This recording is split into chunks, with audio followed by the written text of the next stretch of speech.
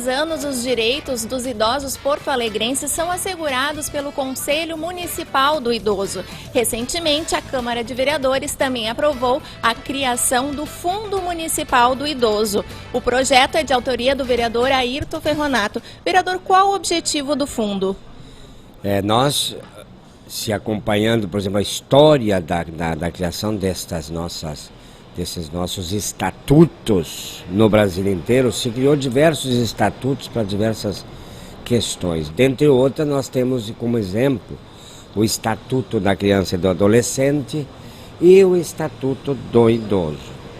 São dois instrumentos que deram, digamos assim, o pontapé inicial na questão da sistematização maior das ações para crianças de um lado e adolescentes e idosos de outro.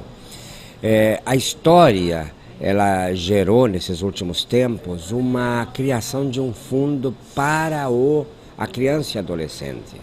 E este fundo viabilizou por lei a que aqueles que descontassem da declaração de imposto de renda recursos e destinassem ao fundo da criança e adolescente, estaria isento de imposto, enquanto que só basicamente ali ficou esta ideia. A partir de o que aconteceu então? O cidadão brasileiro e as próprias empresas, elas, até por conveniência de retorno financeiro, passaram a destinar recursos para o Fundo da Criança e do Adolescente. Recentemente em Brasília, o deputado Beto Albuquerque que apresentou um projeto que é do Fundo Nacional do Idoso, basicamente nos mesmos moldes do Fundo Nacional da Criança e do Adolescente. Ora, em existindo um fundo lá em Brasília, o que nós precisamos? Nós precisamos que cada município brasileiro tenha o seu fundo municipal. Por quê? Porque os recursos canalizados no governo federal ou os recursos distribuídos pelo governo federal, eles precisam de ter um destino para onde ir e como ser geridos nos municípios. Portanto, a criação do fundo, na nossa visão, foi uma estratégia de trazer ao município a administração desses recursos públicos, né? Por quê? Porque essa vai e vem de recursos, se não tem um destino certo, ele se perde.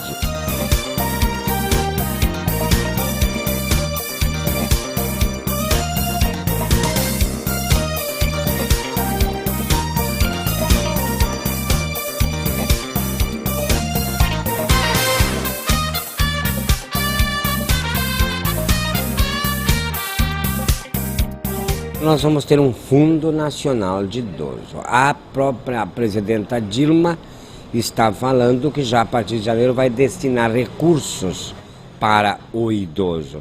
E, se não me falha a memória, é em torno dos 3%. Para onde vão esses recursos? Para o governo federal, no Fundo Federal de Idoso. Ele chegando, o que vai acontecer com esse recurso federal? Ele vai ser transferido para o Brasil inteiro, para os municípios que tiverem esses fundos. Porque se não tiver o fundo, vai ser transferido talvez para o governo do Estado. Muito bem. Isto é o buscar recursos a nível federal e esses recursos virão para cá. Bom, o que acontece? Quando nós, cidadão brasileiro, pessoa física ou jurídica, declaramos imposto de renda, e nós declaramos imposto de renda e ficamos devendo, por exemplo, R$3.000. Tem um limite, pode ser, por exemplo, assim, um X% desses R$3.000 pode ser encaminhado, destinado, não é encaminhado, eu vou dizer assim, ao governo federal. Estou devendo 3.000, eu quero que 400 ou 500 reais seja depositado no Fundo Municipal do Idoso.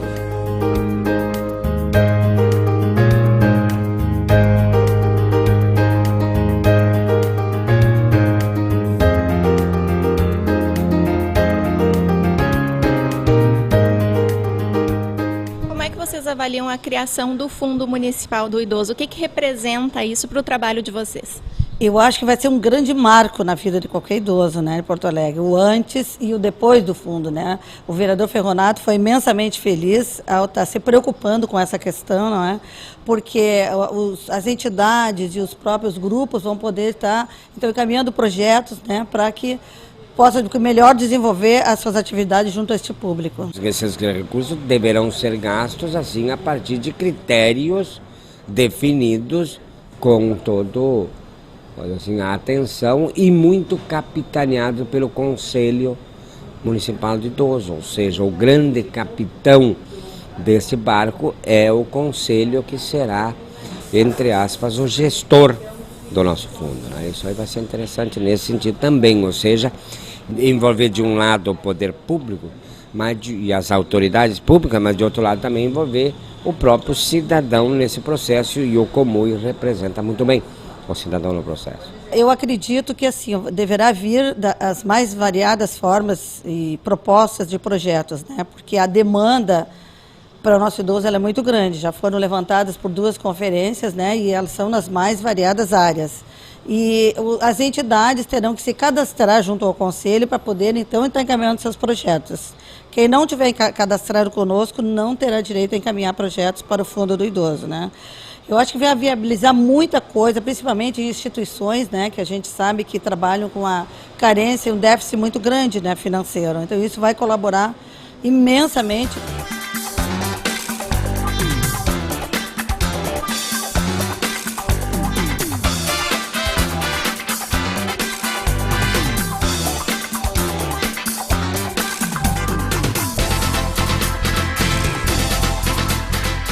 O Brasil, ele tem ali, parece Porto Alegre tem 200 mil idosos, pelo que nós conversamos há pouco aqui. Nós necessariamente precisamos ver este idoso como um cidadão que, de um lado, age e reage e é ativo na cidade, uns trabalham, outros não.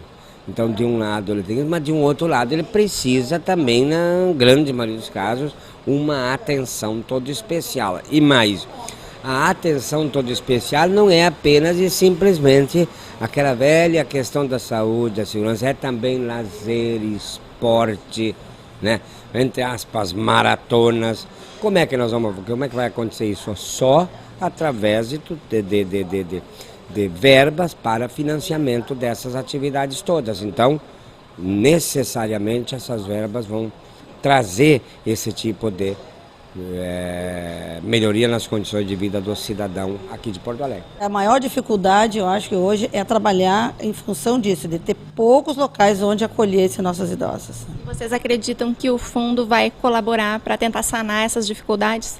Vai poder ampliar, né, as casas já existentes, né, e alguma outra instituição para abrir outros pavilhões, outras entidades, enfim, isso vai facilitar imensamente, porque não serão só recursos nossos daqui, né, serão recursos do governo federal também. É um mecanismo que pode trazer recursos bastante significativos. E mais, esse mecanismo ele é extremamente interessante. Ele vai depender, para que funcione a contento, ele vai depender de um amplo e grande movimento em nível de Estado, município, não, para que o nosso cidadão conheça que existe a partir de agora também o Fundo do Idoso. Porque hoje já se conhece, já está bem sabido que existe o Fundo Municipal, o Fundo Municipal e Nacional da Criança e do Adolescente. Então hoje tanto a pessoa física como a empresa já tem o hábito de doar uma parcela desses recursos para o Fundo da Criança e do Adolescente. Eu acredito que agora cabe a nós, vamos dizer assim, aos próprios governantes, aí a questão de divulgar isso, dizer que existe uma possibilidade que ela é interessante para a cidade. E acredito que se nós, brasileiros, de um lado, olharmos para a nossa criança e adolescente e de outro, o idoso, nós estamos dando um avanço bastante interessante. E quer dizer assim, claro que se olha. Agora, o olhar depende também de ações concretas para melhorar a vida dessas pessoas. E as ações dependem também necessariamente de recurso financeiro, de dinheiro. Por isso que a criação destes fundos serão importantíssimos para, vamos dizer assim, para ter formatar um sistema nacional de financiamento de recursos para o idoso do nosso país. E eu falo aqui do cidadão de Porto Alegre. Em 2010, o nosso trabalho foi muito de estar conversando com o outro para viabilizar a aprovação, né? Agora, isso conquistado, nós partiremos agora em 2011 para estar buscando as formas das doações, procurando as entidades de classe. Agora, já em janeiro, pretendemos ir a Brasília para nos cadastrarmos lá, em termos de receber recurso do governo federal, né? Agora é a divulgação do que existe, dos idosos nossos saberem o benefício que eles vão poder ter e as empresas poder estar nos auxiliando, doando os seus recursos, né? As expectativas são as melhores. Sem dúvida, vai ser um ano assim de muito progresso, eu acredito, né? E de muito desenvolvimento e atenção para a questão do idoso, né? Como um todo, no país todo, né?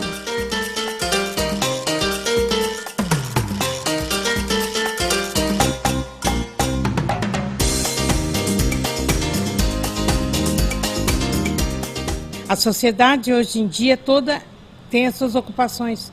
O mundo envelhece cada vez mais e ninguém pode perder tempo com o idoso. Então ele é encaminhado para a instituição. E no momento que ele entra na instituição, ele perde sua autonomia. Porque a instituição, ao mesmo tempo que ela abriga, ela domina. E ele tem que dizer sim a tudo que está instituído.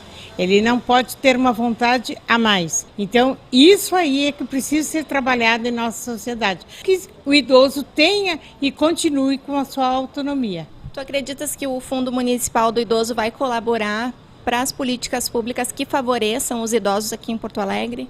Sim, porque penso que com o fundo poderemos possibilitar um trabalho melhor, compartilhando com mais ênfase dentro das instituições, dando a ele um trabalho multidisciplinar. E com isso ele se sinta feliz, faça uma nova vida entre eles, compartilhe. Entre os idosos, faça uma nova família e não fique assim abandonados.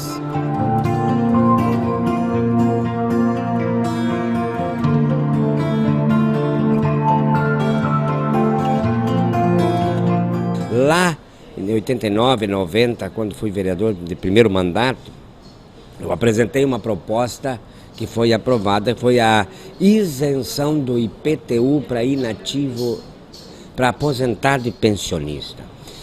Com até 3 salários de renda, este projeto foi aprovado. Eu acredito que foi das maiores contribuições que fiz, que atingiu um número bastante grande de pessoas. Então hoje Porto Alegre tem já sacramentada essa ideia da isenção. Isto virou se copiou no Brasil inteiro, e acho que a ideia do Fundo Municipal do Idoso também vai merecer esta minha modesta pretensão de que o Brasil inteiro, todos os municípios do Brasil, criem estes fundos. Por quê? Porque vamos dizer assim, o caixa da administração dos recursos para o idoso nas nossas cidades. E Porto Alegre, a partir de agora, vai ter esse fundo.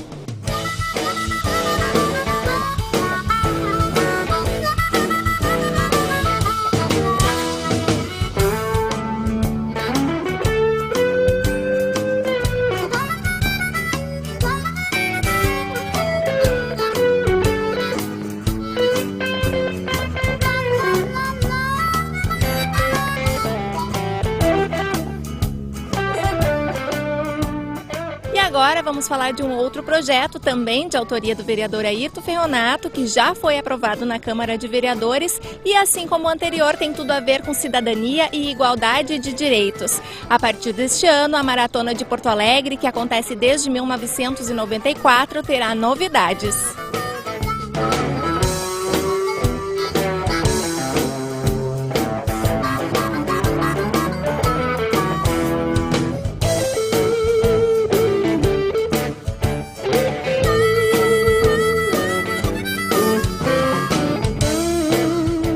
Nós temos em Porto Alegre já há muito tempo a nossa maratona, que ela é um evento reconhecido aqui na cidade e é um grande evento que Porto Alegre realiza.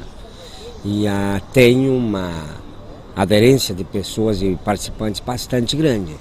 Por outro lado, nós temos também em Porto Alegre a Maratona do Cadeirantes, que não é oficial e ela é um evento que está bastante, vamos dizer assim, pequeno hoje.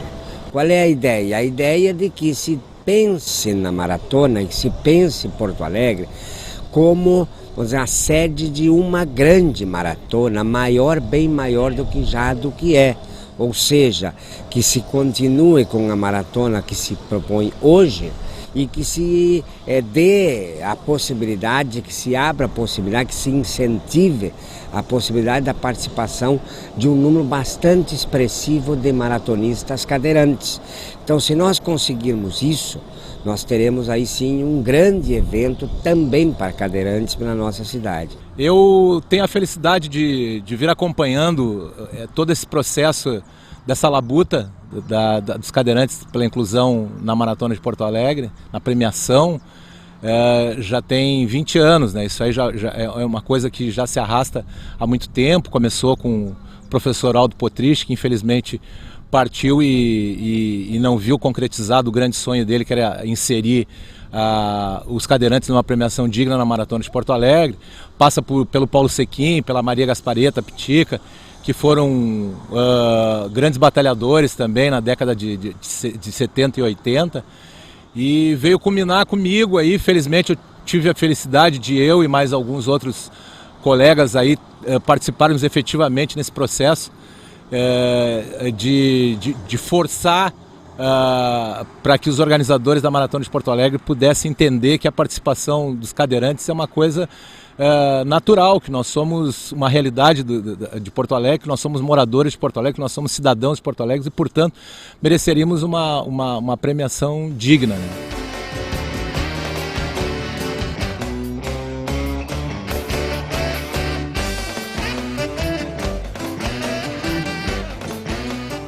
A nossa ideia é exatamente essa, é aumentar a premiação, incentivar a participação e fazer com que um número grande de pessoas cadeirantes venham a participar.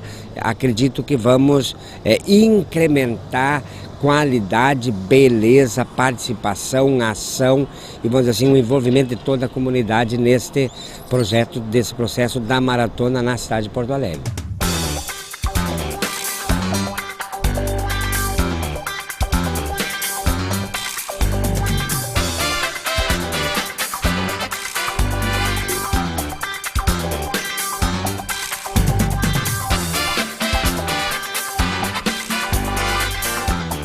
Essa lei, até onde eu conheço aí, ela é um marco no Brasil, ela é um divisor de águas e ela está servindo de base aí, de inspiração para outros colegas. Eu estou mandando para Rondônia, estou mandando para Fortaleza, para amigos meus que querem se basear nessa lei para tentar implantar lá na cidade deles esse mesmo dispositivo para que o direito dos cadeirantes seja reconhecido.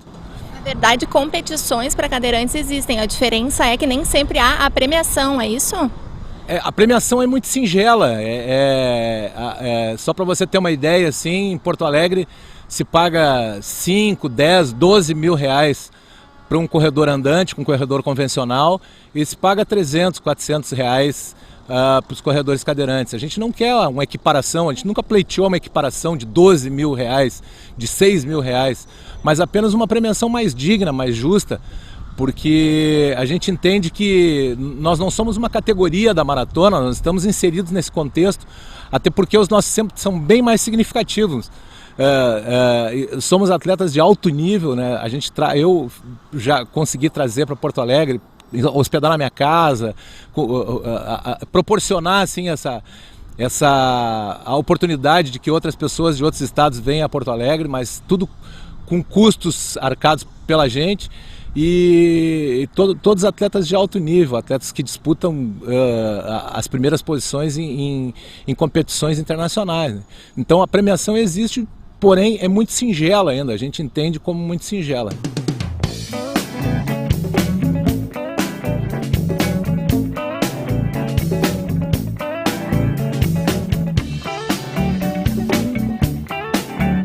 Nós temos países em que um dos grandes eventos que se desenvolve num local X daquele país, numa cidade X, é a Maratona de Cadeirantes.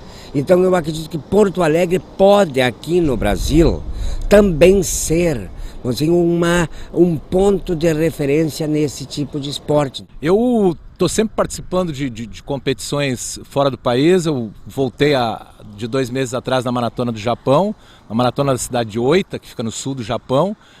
E estou indo para a Maratona agora daqui a 20 dias, estou indo para a Maratona de Miami. E a realidade em outros países é bem diferente, né? Eles, ao contrário do que acontecia aqui em Porto Alegre, antes dessa lei, eles fazem, aqui em Porto Alegre se faz de tudo para que se impeça a participação dos cadeirantes. Ao contrário, no Japão se paga tudo que é possível e imaginável de condições, se cria condições para que pessoas que viajam aí 48, 56 horas, como eu, que sou atleta que viajo mais distante para chegar lá, possa participar dessa prova. Então eles têm a satisfação de nos acolherem nas suas provas, né, acolherem não só a nós aqui do Brasil, mas de todo mundo, para brilhantar mais a competição, para trazer outras culturas, trazer outras pessoas, para, enfim, elevar o nível técnico, né? Em Miami agora, para você ter uma ideia, hotel é por conta dos patrocinadores da prova, é dispensado, eu vou ter um carro à minha disposição, a alimentação é toda por conta deles, tem premiação. Então vale a pena a gente ir numa prova dessa aí, porque o material, o equipamento para corrida em cadeira de rodas é muito caro. Uma cadeira top de linha hoje custa em torno de 17, 19 mil dólares. Um pneu que a gente usa, o pneu traseiro custa R$1.000, um pneu dianteiro custa 300, 400 reais. Então é tudo muito caro. Então não se trata da gente ser mercenário e querer apenas falar em dinheiro na Maratona de Porto Alegre. Porém, não vale a pena para um atleta que vem de Fortaleza, por exemplo, arcando com as suas despesas de transporte aéreo, de alimentação, de hospedagem, custo de viagem que é elevado, disputar em torno de R$300, R$200, né? Então fica muito inviável.